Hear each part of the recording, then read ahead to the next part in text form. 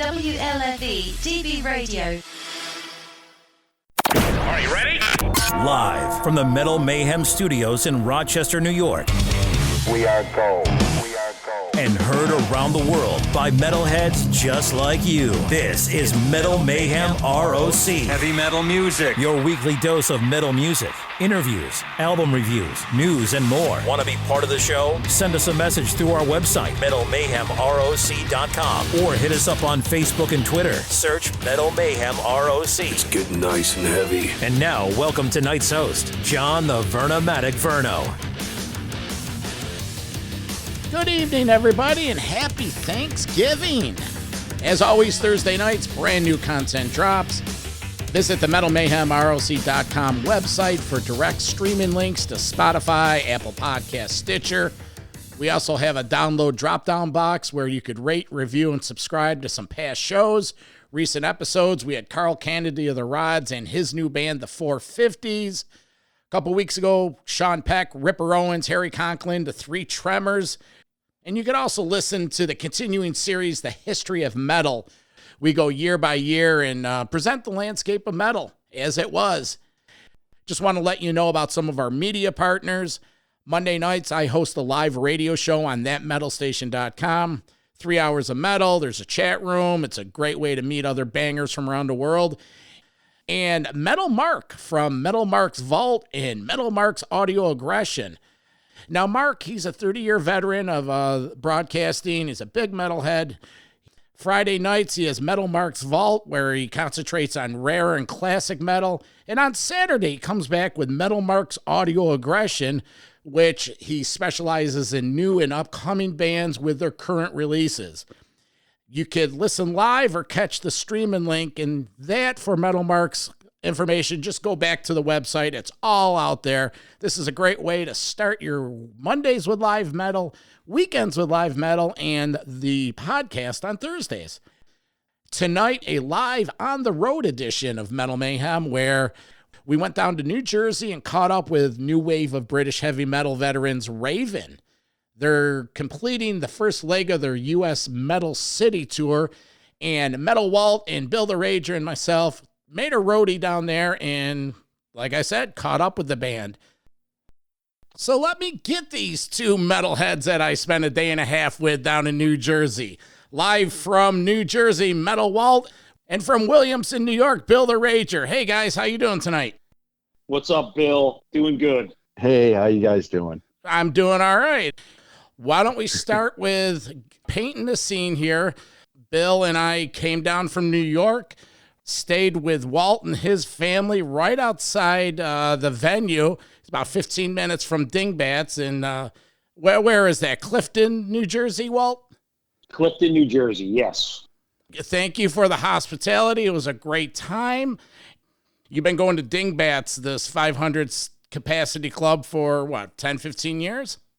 Yeah, probably about 10 years now, maybe a little longer. I think it draws in sort of bands like the Ravens and the Anvils of the world.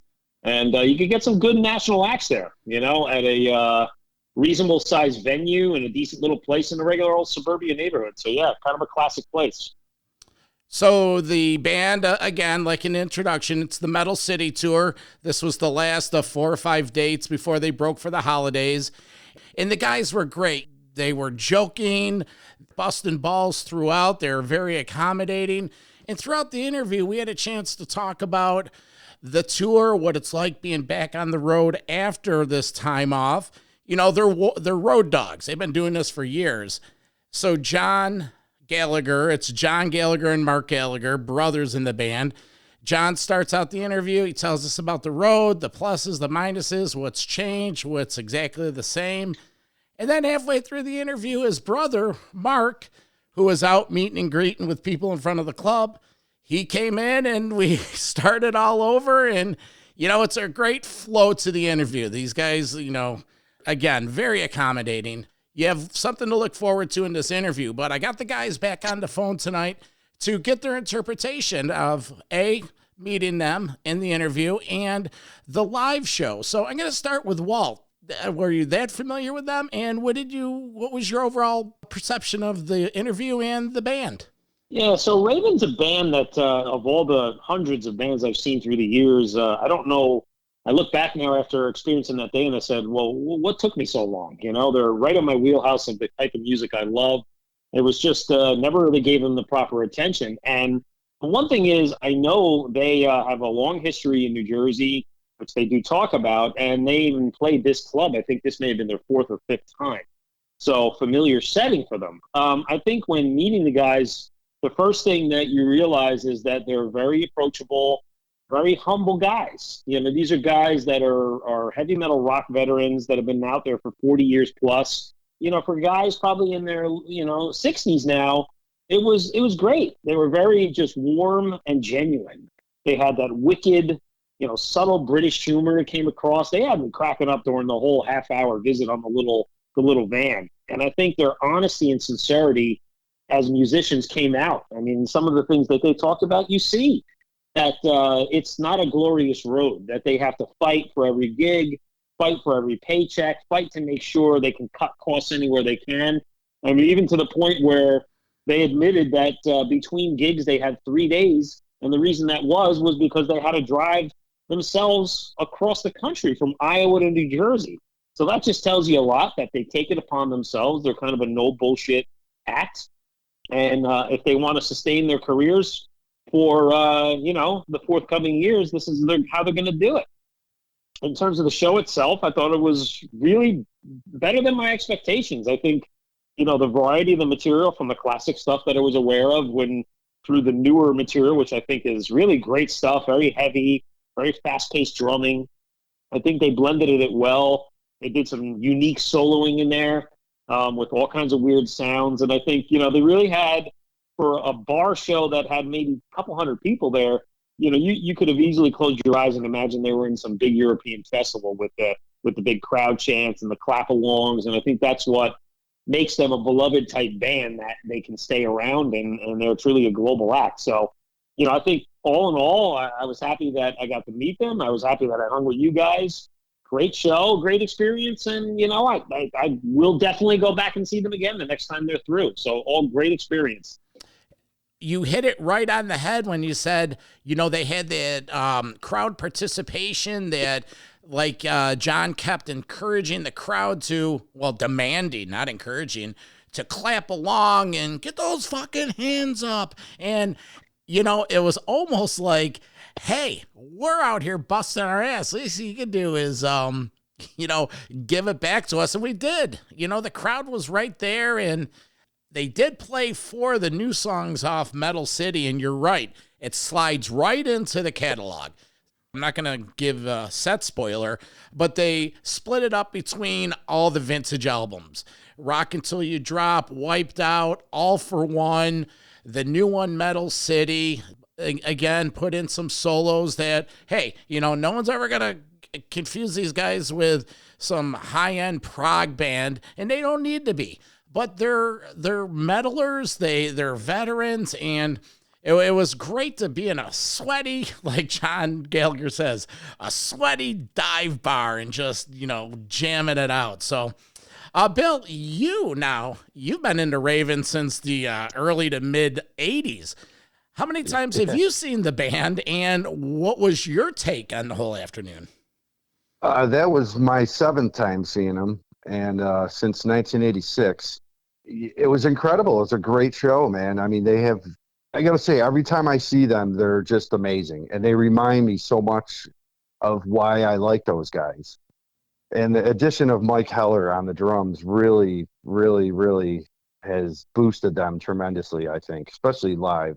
Oh, yeah. He's just a pounding machine. It's just watching him. You felt it, and then you had the visual. Now, absolutely. Bill and I, we grew up together, and, we've been jamming these guys since 82, 83 when All for One came out. But I remember meeting these guys at the Lakeshore Record Exchange years ago. You've met these guys before, correct? Yeah, I've met them several times, and always super humble, totally cool, easy to approach and talk to. Like Walt said, they're exactly what we love about metal. everything from John Gallagher on bass with a flying V or like an old Hamer Explorer with a whammy bar to, it's just, I hate to say cliche, but it's just, that's how they are. And, it's cool because he has he's always had that earpiece, the microphone, the headpiece. So it gives him the availability to just roll around. And at one point he did. At the end of the set, he walked through the crowd playing, and it was just a good time to be in a club atmosphere. And it was a treat. It was definitely well worth the trip. And I'm looking forward to the spring leg of the tour. They were talking about, they're going to break for the holidays, and they're going to put something together, and they'll be back. So we're going to play this interview, and within the interview, we have music, some of the tracks that they played, some surprises, and you will hear both Metal Walt and Bill the Rager in there. And I want to thank you guys for, getting out of your comfort zone, because you helped me with this broadcast and the podcast. You put your big boy leather and denims on, and both of you guys, you contributed to the whole presentation. I want to give you a big thank you. Well, you're welcome. And I appreciate you allowing us to kind of tag along, I guess, more or less on my part, but I appreciate that. So yeah, same here. It was an amazing day and a half for me with you guys, most importantly. And got a nice show poster autographed by the man, ready to go up to my metal man cave. So another piece, another stamp on the wall. Enjoy your holidays, and we will talk to both of you very soon. Remember, you could hear Walt on the continuing series on Metal Mayhem ROC, The History of Metal. Check out Bill's band, Order of the Dead. You can pick up some of their music on Bandcamp. Follow them on Facebook. The band has a lot of energy, and they've been around for a while, so support the younger guys and give Order of the Dead a listen on all your streaming services. Gentlemen, enjoy your holiday. Thank you. You do the same. Same here, guys. Happy Thanksgiving. Happy Thanksgiving, you listeners. Okay, well, so we're going to get into this interview right now. This is Bill the Rager, Metal Walt, and the guys from Raven from Dingbatz in New Jersey. I'm the Vernomatic. This is Metal Mayhem ROC. Have a great holiday, and we'll see you soon.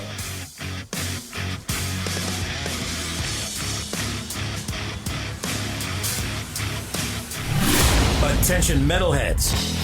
Since we launched in 2019, Metal Mayhem ROC has been the go-to source for metalheads to talk about and hear the music they love. We can't thank you enough for being part of the family. If you're listening on Apple Podcasts, hit subscribe so you know when we go live. Plus, tell folks why you like to listen when you leave a rating and review. If you're listening on another platform, head over to podchaser.com and type in Metal Mayhem ROC in the search bar.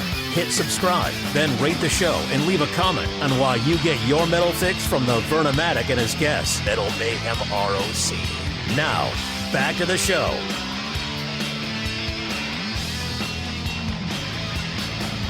Hello, this is John Gallagher from Raven, and you're listening to Metal Mayhem ROC with John the Vernomatic Verno. Turn it up!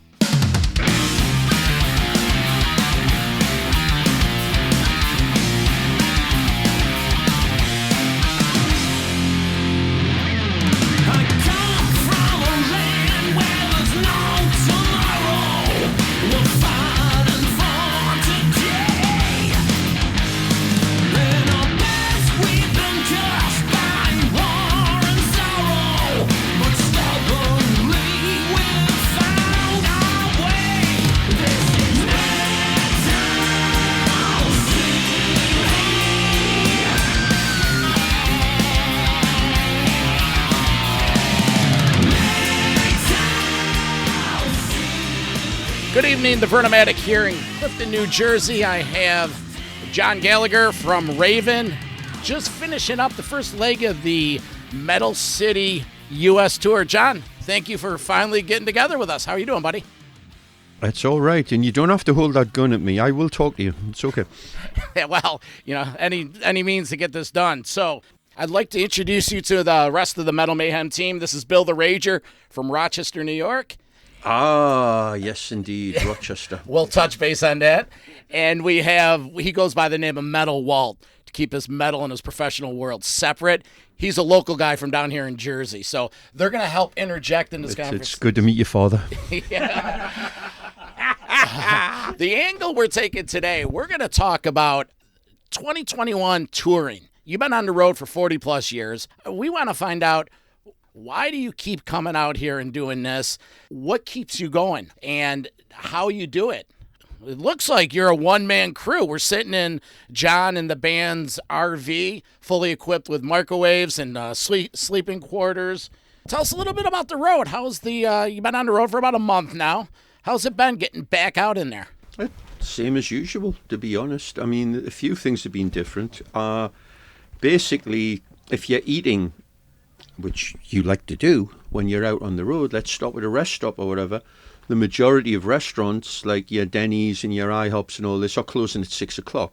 Even Waffle House, which is bulletproof 24 hours, sorry, we can only do takeout, 1 or 2 places. So that's nationwide, and that's obviously, without getting into a whole political rant or what have you, if people are getting free money, they don't want to work, and who can blame them? So, they're having difficulty getting staff countrywide, all over the country. So that's been a bit of an issue with that, but failing that, other than the West Coast, it's been pretty normal.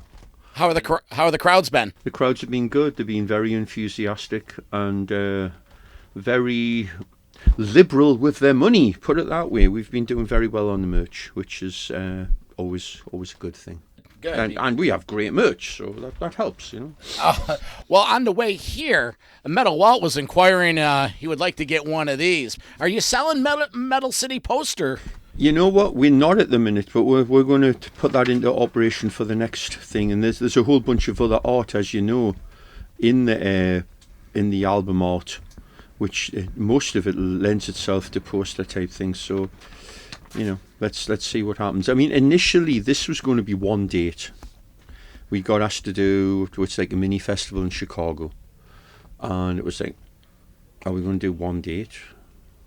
No, let's do a weekend. And the weekend bonus this is good money. We checked a little bit more, put our toe in the water, and just said, blow it out, do it. Let's do a full tour and see how it goes. And it turned into that. So, and again, because of those wonderful 3 words, because of COVID, getting merchandise and getting things done has been very difficult. Yeah. Everyone's the supply chain nonsense. They don't have materials. It takes longer. I mean, we ran out of stuff twice on this, which is, it's a great problem to have, but it's still very difficult to fix. Let's take a peek at the set list. 4 songs off the new one. Is the set list changing any? Are we gonna? It changes a little at the tail end. We're never quite sure what we're going to throw in, but basically, go ahead and we'll assume. Let's go that way. Are you getting deeper into the Metal City release besides the 4 that you were doing? No. We're basically doing them, and Not So Easy we've done in a few and haven't done other times. We did a big set, the first, this one, and that's the Louisville set. Mm-hmm. We basically did pretty much everything we were going to do, and then we said what works, what doesn't, and we moved some stuff around. So Town of the Airways was too early in the set, so we moved that later. And just move things around a little bit, and then you get some sort of cohesion. We usually play around a little at the tail end of the set and maybe play one song rather than another and see what happens with that. But it's good to have this and to grow into it and to really just start powering through. And for us, it's all the little parts that make it special. The little goofy things will come up during a tour, little improvised parts like, oh, that's good, let's do that again tomorrow night. Yeah. These things develop. So, how much of this set list is based on the years of doing it? You have your openers. Well, Take Control's been a perennial opener ever since we did the record. It's a great opening song. Not only because it's a good song, it's mid-paced. It's well-defined who's playing what. It doesn't all start like at the beginning. You can hear everything. So it's good for a sound man to go, okay, this is what's going on, dial it all in. gets it together. So, and it's just a good way to start the set. It gets everyone's fists pumping, and then you can start opening the accelerator after that.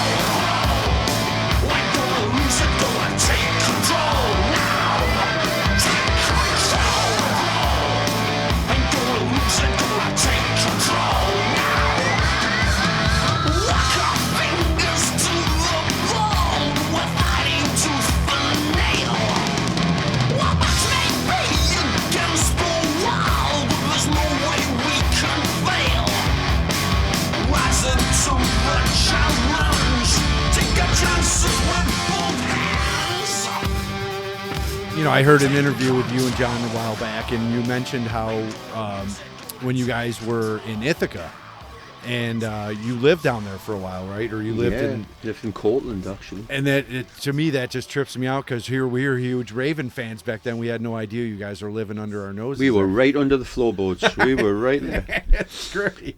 No, obviously there was these girls who had a house up in Cortland, Rock and Roll Hotel. It was a huge house, and management basically dumped us up there. We were living there while we were doing the Stay Hard album, and we just stayed there because it was cheap. That's cool. What the hell? And most of the time we were on the road, so it was a base. You always need a base for that. So that's how we ended up with that connection up there. But we've always loved playing up there, Albany, Rochester, Buffalo, upstate New York. So it was always very cool. And I mean, we're from the northeast of England, and in some ways there's a lot of parallels with the northeast of the States. It's pretty, what you see is what you get, blue collar, you know what I mean? It's that type of deal. I have a hello from Carl Kennedy. Carl's a good man. Just spoke with him last week. He has a new project out. Yes, Carl's a wonderful drummer and a great guy. Yeah. And I mentioned this, and he said, send my hellos. Awesome. So I will send it back to him. Send them back with spades, yeah. So how's everyone feeling? How you doing? How's your brother doing? Doing good, a little crusty, but that's just being on the road. You're kind of in this zombie fashion for 22 hours out the day, and then you kind of wake yourself up, and then you turn on and go ape shit for an hour and a half, 2 hours, and then How's Mike doing? Mike doing fine? Mike's kicking ass. Mike's a force of nature. He's he's quiet. He just sits there. He does his little warm-ups, and then he goes out there and destroys. I'm a local Jersey guy, big metalhead for 20, 30 years here. And I've done my homework, and I've seen that you've played this exact venue, I think maybe 4 or 5 times already through the years, so it must be familiar to you. I also know that, there might be some history with you in Jersey, guys, from, let's say, the Old Bridge Metal Militia time frame. So tell us a little bit about your, let's say, affection towards this state and this venue especially. Off the bat, when we first came to America, that, there was parallels between the people from my part of England to the northeast of the States, especially the Jersey guys. We came over in '82 and we did the Halloween Headbangers Ball, and we did like 4 dates with Anvil around Jersey and New York, and we stayed in Old Bridge. And it was the whole thing was culture shock. It was, hey, this is what's on the TV, because if you were in England back then, you look, it's very different. The world's a lot smaller now than it was then. A lot of things are very similar, but the concept of Johnny's East saying, do you want to come to the supermarket? And it's 11 o'clock and it's open 24 hours. What? Ridiculous. I mean, this was at a time in England where supermarkets and all shops would close half day on a Wednesday, and nothing would be open on a Sunday at all. So the world has changed slightly. But we were over for that. We came over the next year. We stayed with some friends in Bayonne, off and on, when we weren't doing stuff. And I remember bringing girls over and getting chased by the parents, who weren't very happy about it. All kinds of silly stuff. But we've had quite the love affair with America from day one, because it's set up for touring. It's a 24-hour lifestyle, and you can go out, you can get food, you can get stuff, you can, and it's never ending. There's still places we haven't played, there's still cities we haven't played, there's still states we haven't played, one or two. We've never played in Mississippi, we've never played in Alabama. We've played just about everywhere else. And why is that, John? Is it just the routing or the sales, some of it is, some of it is, there's not always maybe a thriving rock scene in Alabama or Mississippi. Maybe it's more country. I mean, we actually played Arkansas in the Kill 'Em All for One tour. Yeah. We played like 2 or 3 dates there, which was strange, but there was a crowd and they liked it. So what the hell? That's our main prerequisite, If there's people who want to come and see us, we'll play for them. Now, going back to the old days, the Anthrax and the Exciter days, do you keep in touch with any of those guys? I mean, we only really met Exciter once, but I'll speak occasionally with Alan online. We've traded things, and of all those bands, there's some mutual respect. Mm-hmm. We're all still here, so that's a big thing right there. We play festivals. We've run into Anthrax a few times, and the guys are still great. It's always good to see them. Because they are celebrating their 40th anniversary, and I know Scott and Charlie put together this career-spanning box set, a video with a lot of communication with some of the older guys. I saw some of that. It was really well done. They were talking about the whole thing with Neil and all this stuff. Yeah. I saw some of that.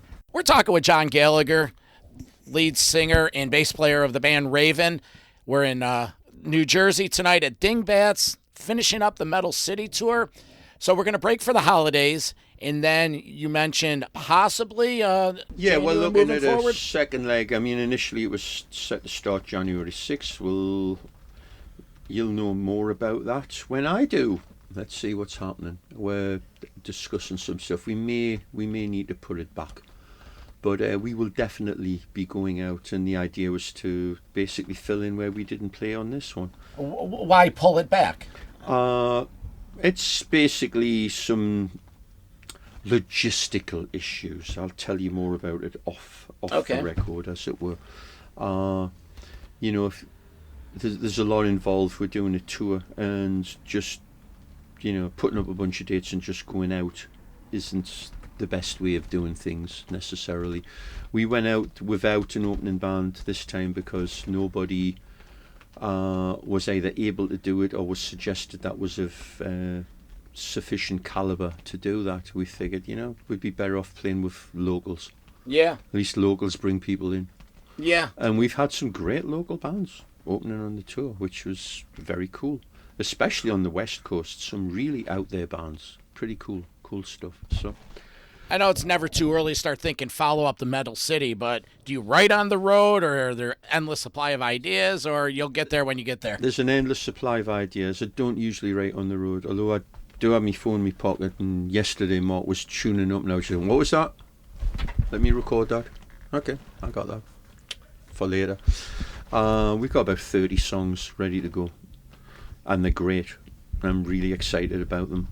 And we just have to shoehorn when we're going to record. Now, obviously, if we don't tour when we said we were, we may actually start recording right then instead and get that together. The idea is to get it out at least the tail end of next year, and at worst the beginning of 2023. But it's, again, and that's all. Everything to do with a record is all lead time. You've got to give it to the record company about 4 months before it comes out, which immediately takes 4 months out of the air there. Yep. So you can see what's going on with that. We have a cruise coming up in March, which I can't announce yet, but it will be announced very soon. which is going to be a lot of fun. It's a bit different for us. And Europe, which who knows, because they just shut down the Netherlands and I bet the Czech Republic, possibly Germany, and Austria are now vilifying all the non-vaccinated people and putting them in a box saying you can't do this, you can't do that, you can't do the other. So we shall see.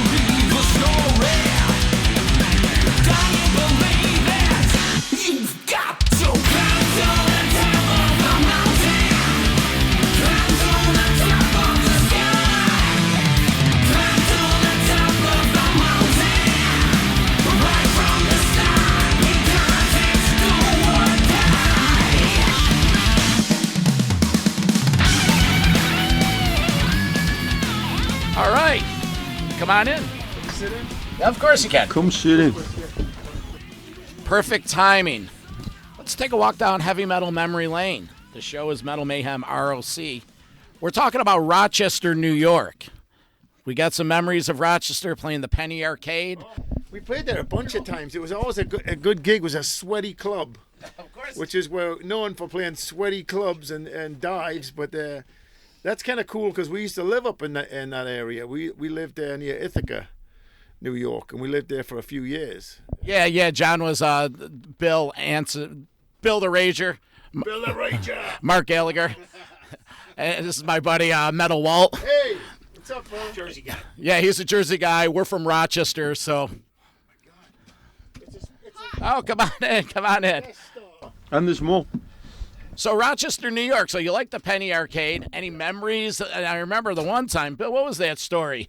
Oh, where the ceiling tiles got a little torn up there. Ceiling tiles. You almost broke your foot kicking the. That's right. I did that at a show in Rhode Island the night before. I kicked the drum riser like an idiot, and it was killing me.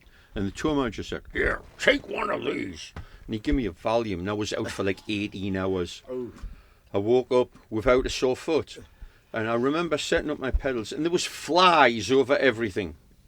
And so that was my memory of the Penny Arcade. Lots of flies. Well, it is down near the lake, but and Milwaukee frozen custard right there, right outside the door. Abbott's Frozen Custard. We had the Lakeshore Record Exchange. Yes, we Yes, did we went there. Yeah, we did an install there, I think. Yeah, you probably did a couple of them, but They had a Ramada Inn that had a pool. I remember that too. It was an indoor pool. Not a lot of stops have indoor pools. No, because they're outdoor. In Rochester, there's nothing outdoors. Hey. It's nice for 6 weeks a year up there. Give us a hard time. But, so what we're doing here is taking a little walk down heavy metal memory lane, emphasizing the Metal City tour and the release, and just celebrating Raven because, we've been fans since the early days. We were, 13 years old, followed you all the way through. We had all the albums. We've been seeing the tours. So when we had a chance to, I did contact your management to get you up to Rochester for this tour. There wasn't any open spots at the venues. This route. Yeah, but there is a second leg to this tour. We're talking about doing the second leg, and it will be up. When we do that, will definitely be some gigs in upstate New York. Just on a side note, New York was like when we first came here, we stayed in Jersey and New York.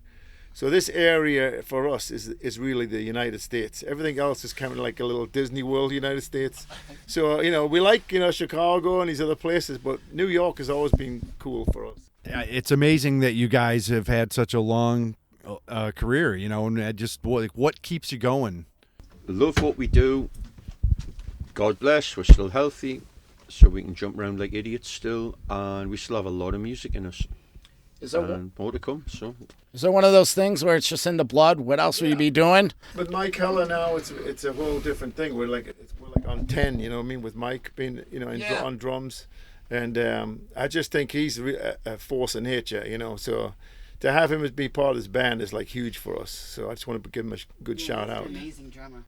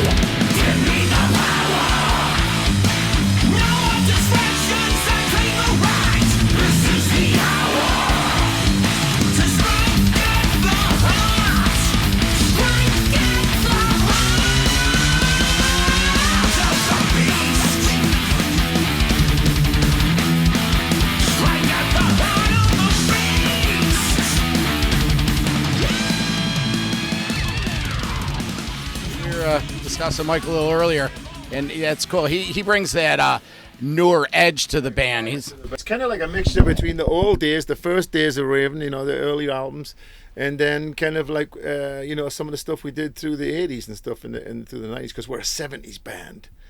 1970s, brother. Oh, damn. We're not 80s.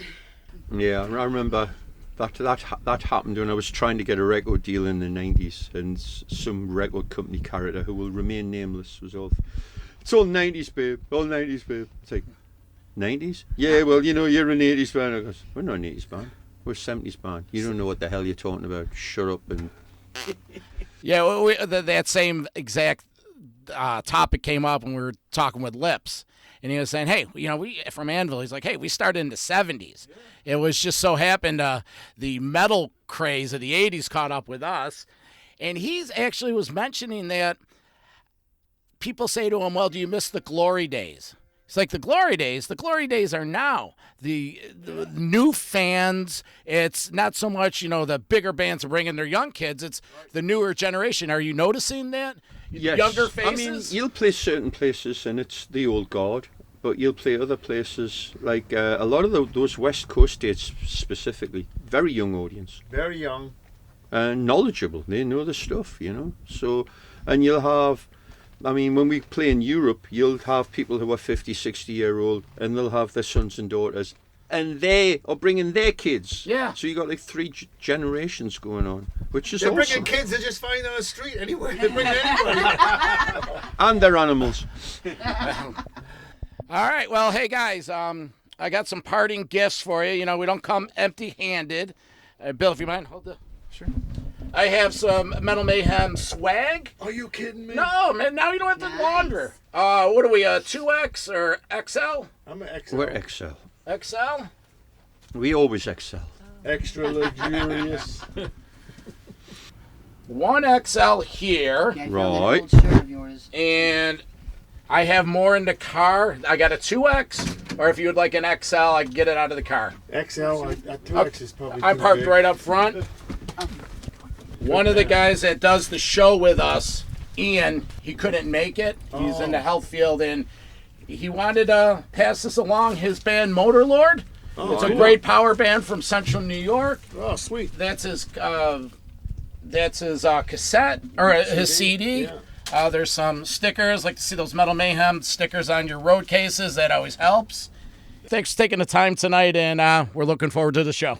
Thank you so much. Good Yeah. stuff. Hopefully you have a CD player in the van. We do. That's an old school. But I have an 8-track in my Airstream. I have an 8-track in my underwear. Okay.